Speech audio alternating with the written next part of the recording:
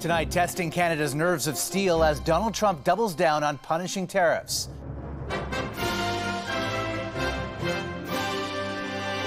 Washington lashes out again. Steel and aluminum tariffs will be going to 50%, yes. Ottawa's potential counterpunch and the blow to businesses. Canada's bold new border bill. But it's not exclusively about the United States. Why some say it crosses the line. The alarming new surge of wildfire evacuees in Saskatchewan and the devastation across the prairies. I had to go pick up my kids from the school and then get evacuated. Plus, how far the smoke has reached, the health concerns traveling along with it. And gearing up for revenge in a Stanley Cup rematch. Just excited to have another kick at the can here. How the Edmonton Oilers are shooting for the same goal but determined to net a different result. We're looking to finish the job.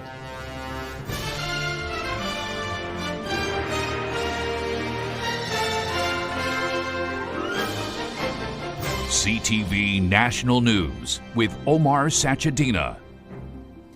Good evening. On the eve of what is about to be another massive blow to the Canadian economy and a significant escalation in the trade war with the United States. At midnight, Donald Trump will double tariffs on steel and aluminum to 50%, a jolt for a country that is the largest foreign supplier of both metals to the U.S. Late tonight, in a statement, Prime Minister Mark Carney called the additional tariffs unlawful and unjustified. CTV's Rachel Aiello on the last-ditch effort and what's next. How did the meeting go? With an increase to America's tariffs on Canada imminent, lead trade minister Dominic LeBlanc and Canada's ambassador Kirsten Hillman sat down today with U.S. Commerce Secretary Howard Lutnick in D.C. It was, we think, a positive conversation. Every time we have these conversations, I think we deepen our understanding of each other's positions. But the pair emerged with no carve-out from Trump's doubling of tariffs on steel and aluminum imports. Canada's position is that these tariffs are not justified.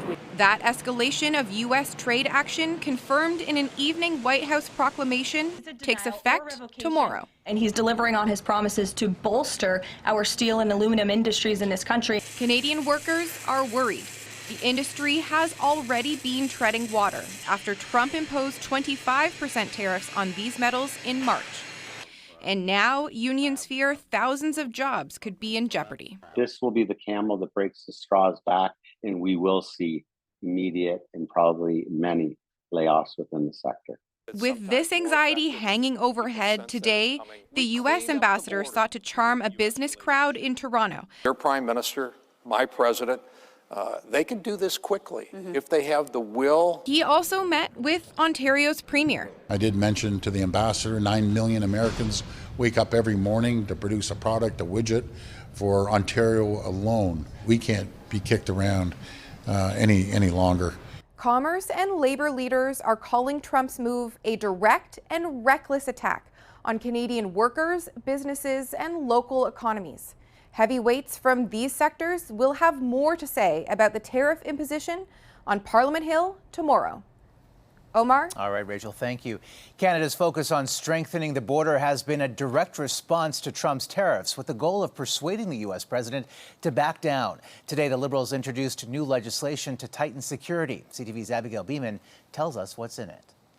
Prime Minister, is your government giving up civil liberties for border security? We are. Nice to see you. The so-called Strong Borders Act targets everything from organized crime and car theft to fentanyl to money laundering, sweeping legislation, and, if passed, new powers for matters of public health or national security that can include canceling immigration documents immediately and canceling applications. I am very concerned that people's privacy would be breached. I'm very concerned that those who submitted claims in the immigration system will all of a sudden find their application being withdrawn. There are also new proposed powers to search mail and, in urgent time-sensitive circumstances, for law enforcement to act without a warrant. We have strike the balance that while expanding powers in certain instances does have the safeguards and the protections in place. This is just the tip of the iceberg, and not knowing what lies behind it or beneath it,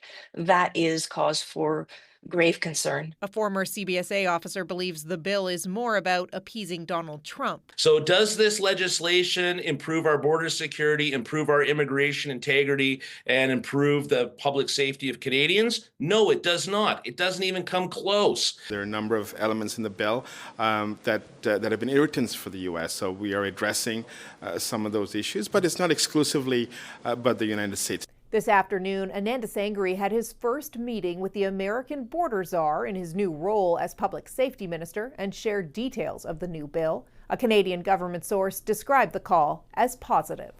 Omar? All right, Abigail, thanks.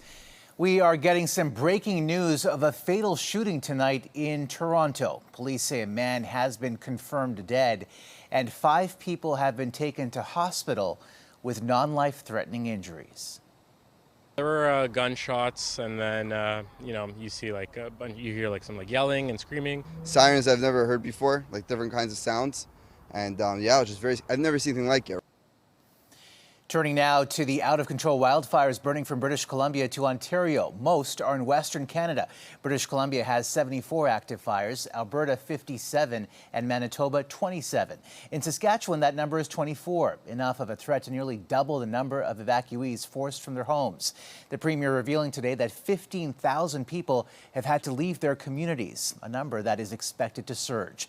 CTV's Alison Bamford reports tonight from Prince Albert, where they are running out of room. This is all my luggage, and I got my dog here. Entire lives crammed into vehicles at a moment's notice. Kids were at school, so I had to go pick up my kids from the school and then get evacuated. Officials issued a mandatory evacuation order for the northern town of La Ronge and surrounding area yesterday. Hundreds drove 250 kilometers south to Prince Albert. I stayed up all night. Now I'm staying up all day again. People are registering as evacuees and waiting for a phone call to see where they'll sleep tonight. All of our family's safe. We all got out of La Ronge safely. That's what counts. It looks like doomsday. They escaped what many call a nightmare, bumper-to-bumper traffic, passing through flames on both sides of the highway. I just want to go home, Spaces in several cities are filling up fast. First Nations like Muscadet have stepped in, opening up schools to house as many as they can. Right now we have 165 registered. Meals are being prepared, breakfasts, lunch, and suppers. More than 400 homes and structures have been lost in the flames, the biggest destruction happening in the northeastern village of Denair Beach. We still had our Tesla in the driveway, so we watched the temperature just rise astronomically until it started on fire, and then that's kind of how we knew that our property was for sure gone. Power and cell services have been knocked out in several communities. The Public Safety Agency says the next 48 hours will be challenging as crews battle 20 active wildfires across the province. Alison Bamford, CTV News, Prince Albert. Northern communities in Manitoba are making an urgent plea for more tools as flames inch dangerously close. People are on the ground by themselves, left alone to fight this fire. That should not be in Canada. We have nothing but hose for our gardens, rakes for the lawns, nothing to fight fire with, nothing. Several First Nations leaders called on federal and provincial governments for more help. Some chiefs say they haven't received any equipment from the province or the federal government since the wildfires started burning. More than 17,000 people have been forced to flee their homes in the province. In Alberta, some good news for some residents allowed back into their communities after being evacuated last week. But the relief may be short-lived. CTV's Kathy Lee is in the hamlet of Piers tonight, about 2 hours west of Edmonton. A rhythmic mechanical heartbeat echoes across the sky. Firefighters above working in earnest to tame the Yellowhead complex. I know we're being protected. They're doing the best they can. Although the wildfire still rages out of control, officials have deemed it safe for people in Piers to return home Tuesday after the hamlet was evacuated last week. I didn't actually see the lightning strike, but I saw where the fire had started. You see those flames, you know it's not that far away. While being back home is a relief, all have been advised to keep their guard up. Have an evacuation plan fuel in their vehicles and everything ready to go. This is how close the wildfire got to the hamlet. The flames were just on the other side of those train tracks, and this is how close the nearest house is, right over there. And Irene's property is right across the street. It panicked me after I got to Whitecourt. I was worried about my home and starting over at my age. A monstrous effort from crews in the forest and in and around the hamlet kept the flames away. Crews had sprinkler protection set up in this hamlet with high flow sprinklers, which creates a humidity bubble. And as the fire was coming in, CN shut their tracks down and put their Neptune train on here, which is a huge sprinkler train. Those sprinkler systems stay inside piers for now. Those will remain in place until the fire services, both from the province and the county, say, okay, it's safe to remove. Until then, people here cling to a fragile reprieve. I guess there's no sense worrying about something you can't control, right? And are ready to leave if needed. Kathy Lee, CTV News, Piers, Alberta. Smoke from the wildfires has now blown across the Atlantic Ocean all the way into Europe, and it's also traveling south to the U.S. Midwest, creating hazardous air quality. Here's CTV's Heather Wright. There are more than 150 forest fires burning across Canada right now.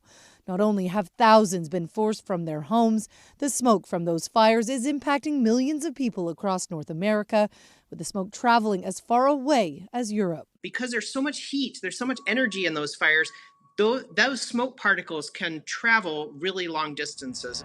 While most of the air quality warnings are for Manitoba, Saskatchewan, Alberta, and northwestern Ontario, experts warn the list could grow over the coming days.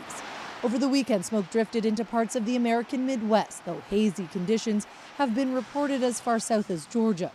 Experts say it's especially important for young children and older adults to follow air quality warnings and stay indoors as much as possible. The health impacts of these smoke particles, that especially the ones that are smaller than about 0.3 of a millimeter, is that they can really get deep into your lungs. With climate change expected to keep increasing the risk and severity of forest fires, experts say more money for fire prevention is needed to reduce the overall impact they have on both people and the economy. Short term, we have to adapt. So adaptation is really about spending a lot more on fire prevention, the federal government and the provincial governments. The hazy skies in some parts of North America today reminiscent of the 2023 wildfire season, the most destructive ever recorded. More than 6,000 fires burned a staggering 150,000 square kilometers, creating dangerous air quality for many parts of the continent. Some tips from experts include using an air purifier inside and keeping windows closed as much as possible. Heather Wright, CTV News, Toronto. And air quality in parts of the U.S. could deteriorate further as a giant cloud of dust from one of the largest deserts heads for the Gulf Coast. A thick layer of Saharan dust from northern Africa has already drifted into the Caribbean, casting a hazy veil. Satellite imagery captured a time-lapse of the annual weather event of dust, moving thousands of kilometers across the Atlantic. The man who was once Donald Trump's top ally, Elon Musk, blasted the U.S. president's spending bill today, calling it, quote, a disgusting abomination in an online outburst. This comes just days after his Oval Office farewell as a special government employee. As Canadians await the Bank of Canada's interest rate decision tomorrow, investors may want to check their portfolios for a buried tax hike as a result of Trump's budget bill. CTV's Adrian Gobriel explains. It's very big. It's the big, beautiful bill. Though some Canadians are feeling deflated by Donald Trump's latest maneuver. I would be losing, close to six figures every single year if this new bill gets implemented. Tucked away in Section 899 of Trump's 1,000-page beauty lists remedies against unfair foreign taxes that opens the door for Canadian investors to be hit with a higher tax on the dividends they receive from U.S.-based investments. It's possible that everyone in some capacity who is a retail investor should be concerned. Currently, individual Canadians incur a 15% withholding tax on U.S. dividend income. The proposed tax bill would see that tax rate increase 5% a year until it hits 50%. Losing, anywhere between 30 and 50% of that would obviously drastically change my lifestyle, my kids' lifestyle. The Trump administration's big, beautiful bill narrowly passed the Republican-led House last month. If it makes its way through the Senate, even pension funds like CPP could be impacted, though tax experts are preaching patience, saying the bill could still undergo changes. Pay attention, but not panic. Speak to your advisors, understand how this could impact you. The U.S. government says the move is in retaliation for unfair taxes from certain countries. Experts think it will apply to Canada, in part due to a recently implemented digital service tax that charges companies like Facebook 3% annually. Donald Trump has said he would like to see the bill passed through the Senate by July 4th, though it's expected to face some stiff opposition. Now, if it does make its way through, we could see a tax increase for Canadian investors by January 1st. Omar. All right, Adrian, thank you. The family of the man accused of attempted murder and the fire attack on demonstrators in Boulder, Colorado, have been taken into custody by U.S. immigration authorities. The White House says they face imminent deportation. Homeland Security says Mohammed Soliman's wife and 5 children are being investigated as authorities look into how much they knew about Sunday's attack by the 45-year-old Egyptian national. He is accused of targeted attack on members of Boulder's Jewish community who were showing support for Israeli hostages. At least 27 people have been killed and more than 160 injured after Israeli forces opened fire near an aid distribution site in Gaza, according to Palestinian officials. The IDF says soldiers fired warning shots towards people who deviated from the line and followed up with direct shots as people approached the soldiers' position. 102 people have been killed near the new U.S.-backed distribution sites since they opened just 8 days ago. No new aid will be handed out tomorrow as security is reevaluated.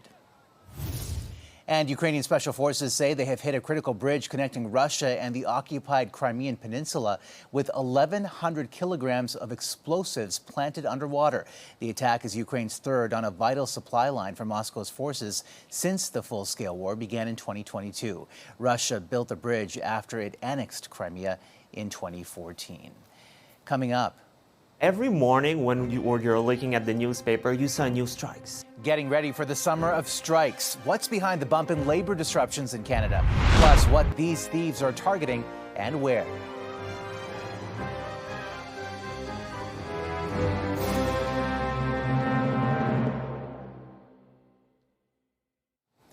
Labor disruptions that could affect Canadians in a wide range of sectors are looming. CTV's Quebec Bureau Chief Geneviève Beauchemin with what's triggering them.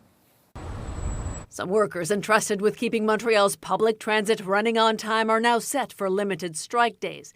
This is threatening to disrupt many riders' commute. This is difficult because I work in downtown. It's the latest labor dispute to make headlines. This along with Canada Post, Via Rail, there's Alberta Teachers, the residential construction sector in Quebec. Every morning when you're looking at the newspaper, you saw new strikes. The Montreal Economic Institute took a closer look at Statistics Canada data.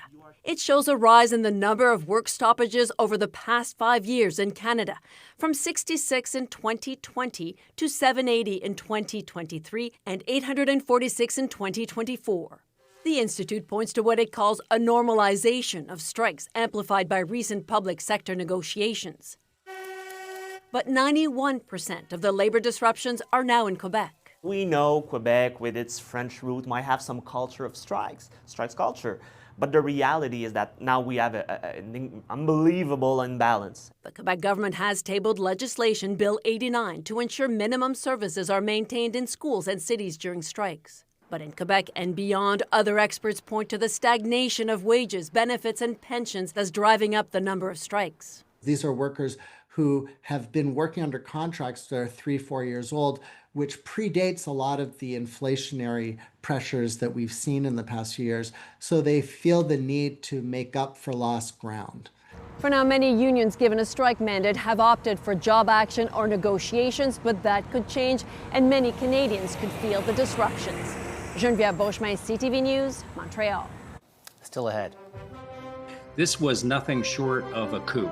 How one iconic retailer's loss became another's big gain.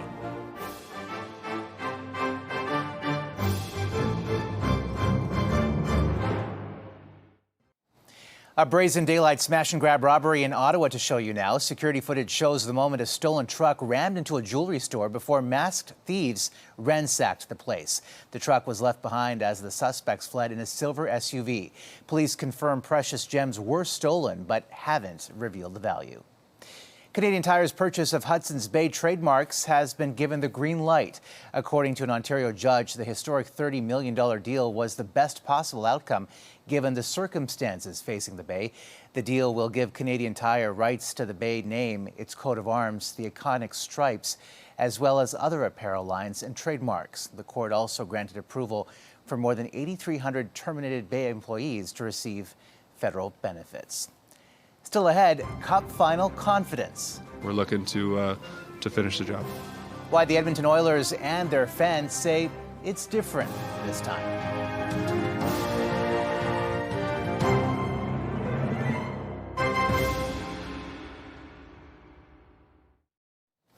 The puck drops for Game 1 of the Stanley Cup Finals tomorrow in Edmonton as the Oilers look for revenge in a rematch with the Florida Panthers for the second year in a row.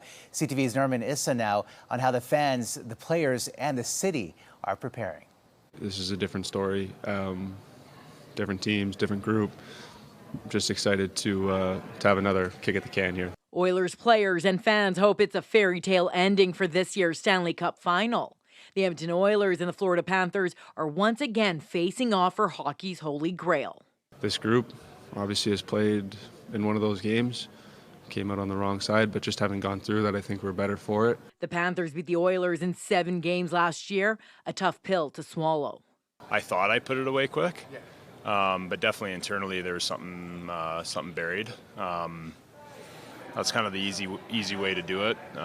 Instead of thinking about it and trying to process it, I kind of stuffed it down a bit. The Oilers are carrying an entire city on its back as they make another run. To do the ultimate goal would be a massive accomplishment for this whole city, and something that we're going to do our very best to do. Tuesday was media day as Edmonton again was thrust into the hockey spotlight.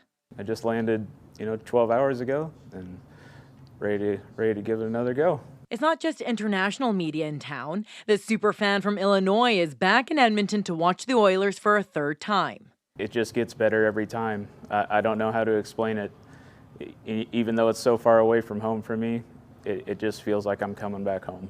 We first met Brandon Krause and his wife Schuyler last season. They left with permanent memories of Edmonton, including Oilers tattoos. This time, Krause is leaving with a different kind of souvenir. That's why I checked 2 bags, so I could bring stuff like this back. Krause will also be bringing home a Stanley Cup replica. He's hoping the Oilers do the same, but with the real deal. The Oilers captain agrees. We're looking to finish the job. As Florida looks to repeat, Edmonton is looking for revenge. Nair Misa, CTV News, Edmonton. And fingers crossed, the Oilers pull it off this year. That's a snapshot of this Tuesday for all of us at CTV National News. Thank you for watching. Good night and see you tomorrow.